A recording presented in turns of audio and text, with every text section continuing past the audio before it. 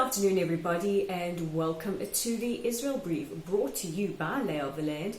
I'm Rolene Marks, your host, bringing you the top stories from right here in Israel and the region every Monday to Thursday on this platform and also on our YouTube channel at the Israel Brief. You know what to do. Simply click on that big red subscribe button to get your daily edition of the Israel Brief. So let's take a look at those major headlines. And it's all about the IDF. Last night, terrorists from the Gaza Strip fired a rocket into southern Israel, setting off the red alert and sending hundreds of thousands of civilians into their bomb shelters. This rocket was intercepted by the Iron Dome system, but in retaliation to the attack, the Israeli Air Force have struck targets within the Gaza Strip.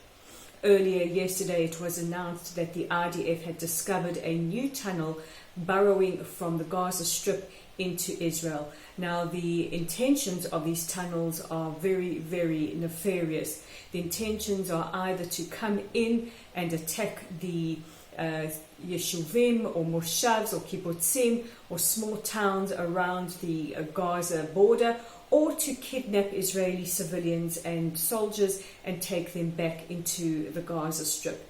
This was an issue that was discovered several years ago, leading to Operation Protective Edge. And another big use of these tunnels, especially the ones between Gaza and Egypt, is to smuggle weapons. And the Egyptians also take a firm stand against these tunnels, either blowing them up or blocking them with cement and concrete. And last night it was announced that an Iranian militia base in southern Syria had been attacked. Now, before we allege whether or not Israel had done it, all we heard from our defense minister Benny Gantz was things happen, and you can read into that what you will. Also related to the IDF, they have sealed off the room that belongs to the terrorist that killed Staff Sergeant Ahmed Ben Igal earlier this year. In other news, we now look back onto social media, and social media seems to be the big topic of discussion these days. And again, we look to Zoom. Zoom announced earlier today that they will not allow the University of Hawaii to host an event that will feature arch-terrorist and member of the PFLP, that's the People's Front for the Liberation of Palestine, to host their event on their platform. They say it violates their terms of services and community standards. This is the second event featuring an American university. The other was San Francisco State University just a couple of weeks ago, who were told in no uncertain circumstances that they will not allow events with Leila Khaled to happen. And soon after that, Facebook and YouTube pulled down the events, or at least the starts of the panels that featured Khaled.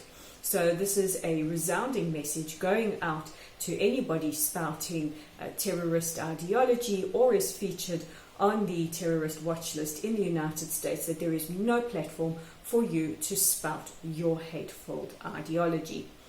And in other news, we are always talking about these major happenings around the Middle East, and we very, very seldom focus on some of the heartwarming or the good stories. Well, I have two stories today that really feature or pertain to the elderly, many of whom are extremely lonely on their own while enduring the lockdowns related to the coronavirus crisis.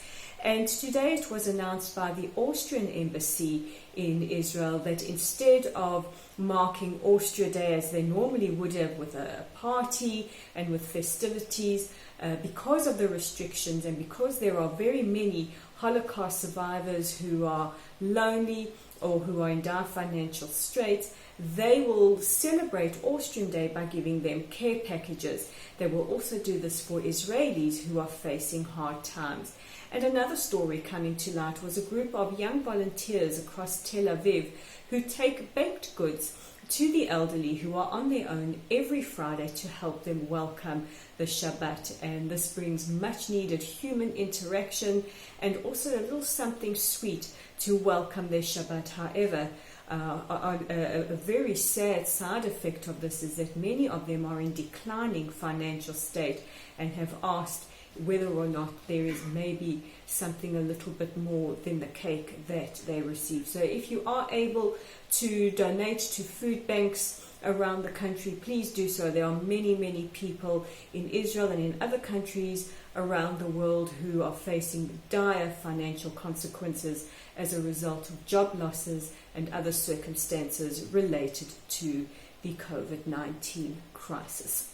So those are the top stories. Don't forget that you can check out our original content online, and there will be a story put up later today. It's a very serious story, and it's with regards to gender-based violence here in Israel.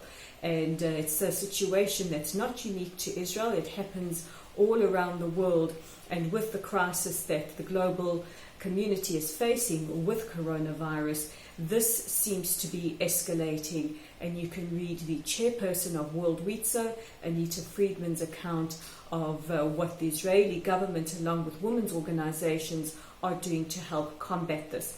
It'll also be up on our Facebook page at Lottel's site. Give us a like, give us a follow. Don't forget to interact with us on Twitter at Lay of the Land 5. And you guys already know to subscribe to our YouTube channel at The Israel Brief. So with today's edition of the Israel Brief, I'm Rolene Marks, off to attend day 2 of the World Zionist Congress, and we'll chat again tomorrow.